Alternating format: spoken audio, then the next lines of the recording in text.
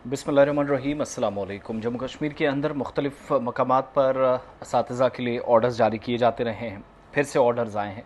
शुरुआत इसकी कठुआ से और उसके बाद डोडा तक बात पहुंची, फिर अनंतनाग।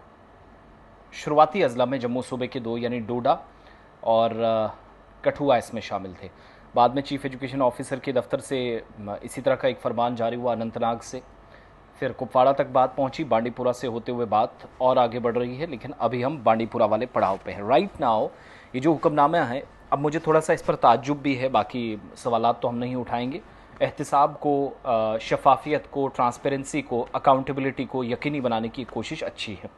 अब पहले मैं ऑर्डर पर जाऊँ, मैक्सिमम लोग जानते हैं, लेकिन उसके बाद मेरे सवाल उन लोगों से जो असातिज़ा हैं, जो टीचर्स हैं, अभिभावक हैं, या फिर वो लोग जो पाठ्यक्रम पढ़ाते हैं, सिलेबस को एंड तक पहुंचाने का काम करते हैं और बच्चों का मुस्तकबिल भी। बांडीपुरा में ज़िला इंतज़ामिया ने देर शाम एक हुक्मनामा जारी किया, जिसमें तमाम जो सरकारी मुलाजमीन हैं, अब तनख्वाहें सिर्फ बायोमेट्रिक की बुनियाद पर जारी की जाएंगी। और ये ऑर्डर्स जो हैं वो जारी हुए एडिशनल डिप्टी कमिश्नर के दफ्तर से।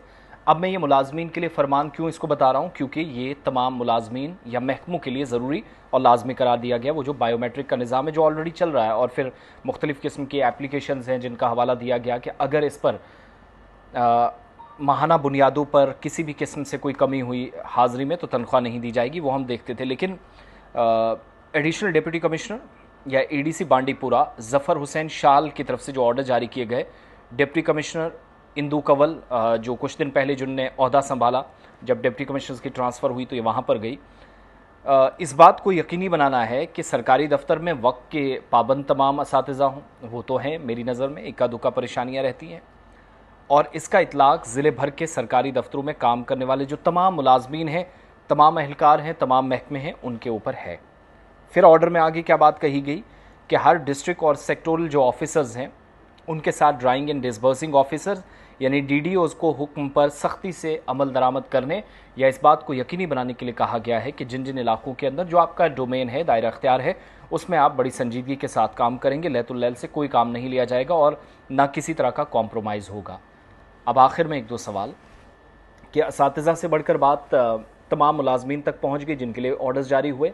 यह अच्छी बात है कि सरकार सैलरी दे रही है, उसका हिसाब ले रही है, but when it comes to performance of the department, when it comes to the vacancies, खाली असामियों की बात आती है, कारकर्दगी की बात आती है, तो डिपार्टमेंट अक्सर फेल होते हैं। इसकी वजह आप मुझे बताएंगे। दूसरा, बायोमेट्रिक के निज़ाम को सैलरी के लिए लाजमी करार दिया गया, यानी आपकी बायोमेट्रिक अटेंडेंस होगी, 100% अटेंडेंस होगी तो तभी आपकी सैलरी मिलेगी। ये आपका अच्छा फैसला है, लेकिन बायोमेट्रिक निज़ाम तो आप ही ने मुतारिफ़ कराया और ऑलरेडी चल रहा है।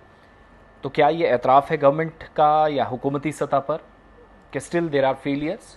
आप इसकी इम्प्लीमेंटेशन में इस बात को यकीनी, फिर आपने पोर्टल्स, फिर वो फेस डिटेक्शन वाला, मुझे उस सिस्टम का नाम याद नहीं है, जो जिस पर आप लोग ऑनलाइन एप्लीकेशन, ऑनलाइन अटेंडेंस करते हैं, कहीं पर भी मुलाजिम होंगे उसकी लोकेशन और नंबर और वो सारी ट्रैकिंग हो जाती है।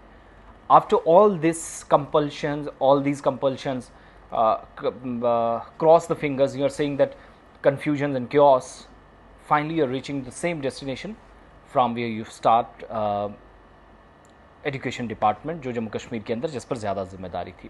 तो अब सारे मुलाजमीन को, अब काम इस पर कितना होगा वो दूसरी बात है, मैं नहीं जानता, लेकिन एक एक ओपिनियन ज़रूर, जो सरकारी मुलाजमीन हैं, आप मर्द हैं, आप औरत हैं, आप छोटे हैं, बड़े हैं, आप आज़ादी से अपनी बात रखिएगा बगैर किसी गाली गलोच के। हेल्दी डिस्कशन और तनकीद करने का सबको हक़ है। मेरे जहन में कुछ बातें आई तो मैंने आपके सामने रखी। मुलाजमीन के लिए इस फरमान पर अपनी राय ज़रूर मेरे साथ शेयर करें।